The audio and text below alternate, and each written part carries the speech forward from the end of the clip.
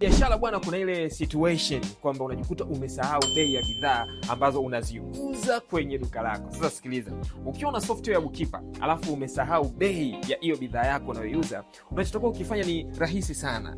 Unachukua skana yako kama hivi, unaskani bidhaa yako, na ukisha skani itatokea pale automatically na itakwambia kwamba bei ni bei gani, kwa sababu tayari utakuwa umeshazi-add hizo bidhaa zako zote kwenye system pamoja na bei yake.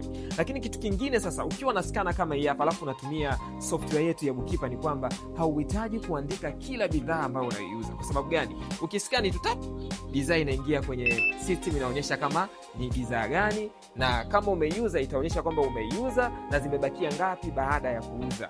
Haya ndiyo maisha ya kutumia software ya Bookkeeper. Sasa kama wewe una supermarket, una farmers na bado hauna software ya Bookkeeper, unachelewa sana. Wahi kujipatia software yako ya Bookkeeper. Tupigie simu namba kama ambavyo inaonekana hapo, tuje tukufanyie demo popote pale ulipo. Ni mwendo wa kuskani tu ukiwa na software ya Bookkeeper.